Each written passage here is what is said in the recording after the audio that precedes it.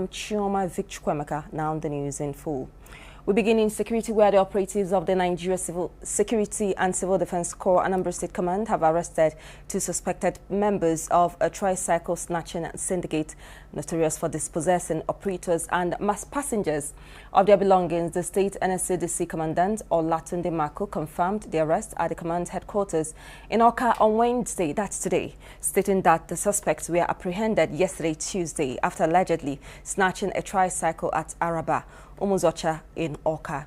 Commending his men for their swift action, Marco reiterated the NSCDC's commitment to combating crime and ensuring the safety of lives and property across the state. The Independent and National Electoral Commission has issued the notice of polls for the area council elections in the Federal Capital Territory, Abuja. The elections are set to take place on February 21, 2026, starting at 8:30 a.m. at all polling units within the FCT. In a statement released today, Wednesday, INEC emphasized that only eligible voters with a valid permanent voter card and whose names appear on the register of voters will be allowed to cast their ballots. The Commission also confirmed that the bimodal voter accreditation system will be employed for the exercise. As such, voters must ensure they possess their PVCs to participate in the election. The elections will cover the 6 area councils in the Federal Capital Territory. The Minister of Interior, Dr. Olubimi Tunje Ojo, yesterday Tuesday doused attention over controversy trailing the purported cancellation of the visa on arrival policy, saying that the process was upgraded and not scrapped, as being reported as against. Tunje Ojo made the clarification after his closed-door meeting with the delegation of the Presidential Enabling Business Environment Council in Abuja. This was disclosed in a statement issued by PEBEC Director General Princess Zara in Abuja.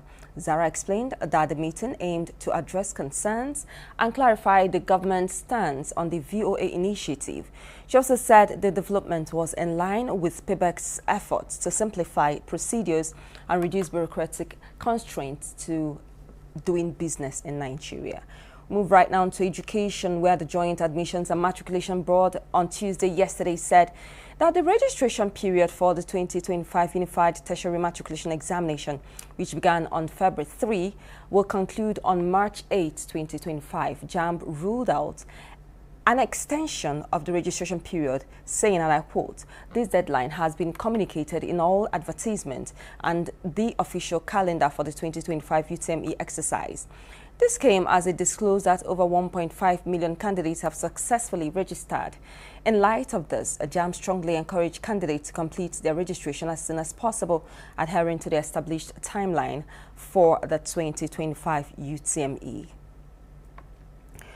The Comptroller of the Oyo-Osun Customs Area Command, Joseph Adelaja, has reiterated the importance of collaboration in tackling smuggling at border stations, emphasizing that intelligence sharing and synergy among agencies are key to effective enforcement. Adelaja spoke yesterday, Tuesday, when the Chief Superintendent of Customs, O.M. Olarewaju, led a delegation from the Nigeria Customs Liaison Office, Cotonou, Benin Republic, on a courtesy visit to the command's operational headquarters in Ibadan, Oyo State capital.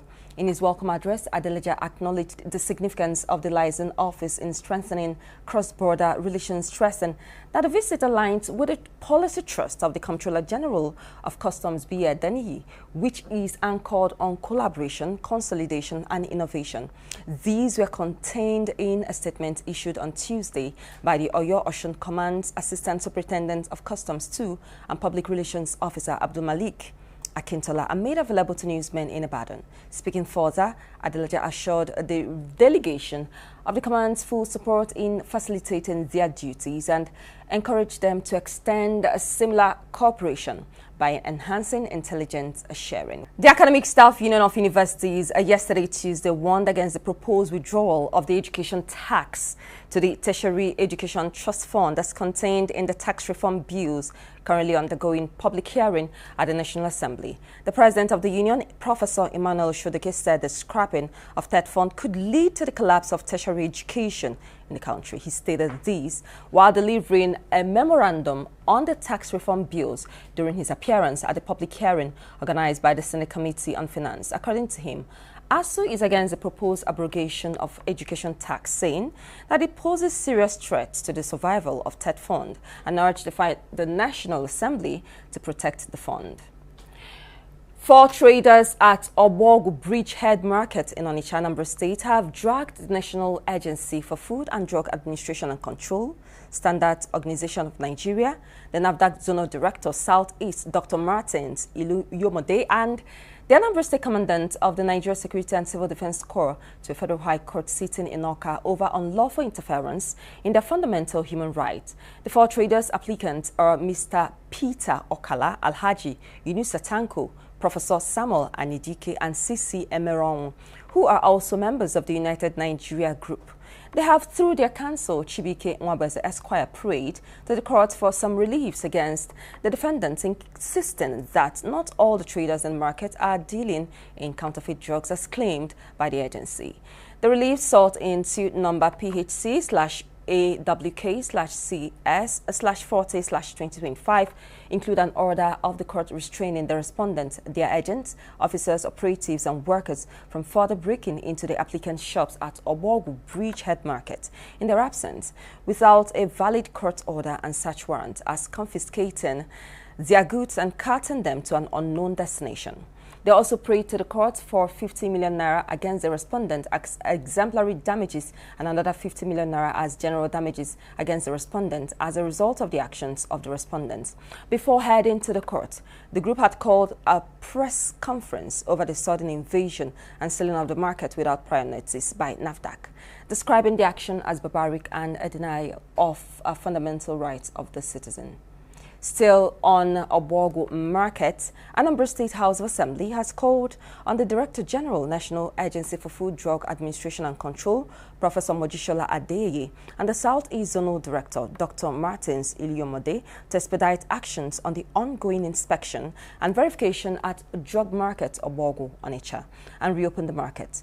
The House passed the resolution following a motion of urgent public importance moved by the member representing Agwata constituency to Chief Tony Morbike during plenary.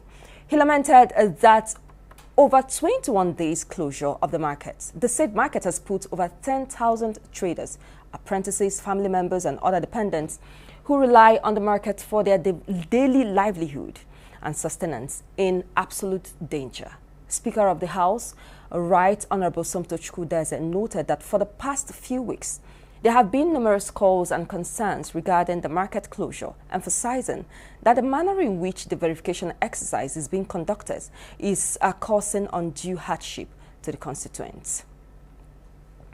Enforcement of third-party motor insurance has commenced in Anambra with a joint operation of the Nigerian Police and Federal Road Safety Corps officials arresting and prosecuting 19 motorists at a mobile court within Awka Magisterial District over non-compliance to the insurance policy, which is compulsory for all vehicles on Nigerian roads. The 3 of the motorists were, however, discharged and acquitted when it was discovered that they have a valid third-party insurance coverage. Speaking to newsmen during the joint operation at the Amobe axis of the Enugu-Onitsha Expressway, the Anambra Sector Commander of Federal Road Safety Corps, Joyce Alexander, represented by Deputy Corps Commander Gloria Ezugu, explained that the enforcement will continue as adequate awareness had been created, adding that the insurance policy is in interest of the vehicle owners and drivers as it provides financial compensation up to 1 million naira for damages, injuries and loss of life in accident. A truck driver, Mr. Anthony Chukwuemeka, who spoke after he paid fine imposed on him by the court, said he was not aware of the third-party insurance policy for vehicles and would go to a vehicle licensing office and get his.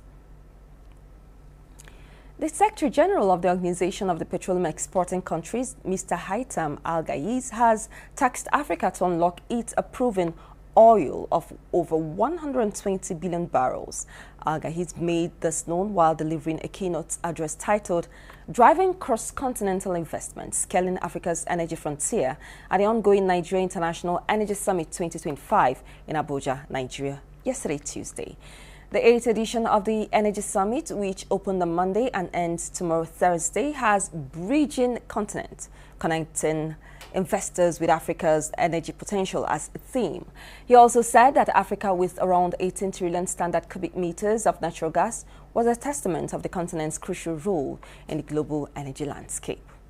Away from that, we move to sport, while Lionel Messi was on target again as Inter Miami surged into the CONCACAF Champions Cup last 16 with a 3-1 victory over Sporting Kansas City on Tuesday yesterday, winning the tie 4-1 on aggregate. Messi scored in the 1-0 first leg win in Isaac, Kansas City last week, and it took him only 90 minutes to find the target at a much warmer Chase Stadium in Fort Lauderdale in the return. Messi's former Barcelona teammate Luis Suarez chipped the ball across to the Argentine, who was given too much space by the Sporting defense, and punished them by burying the ball into the bottom corner.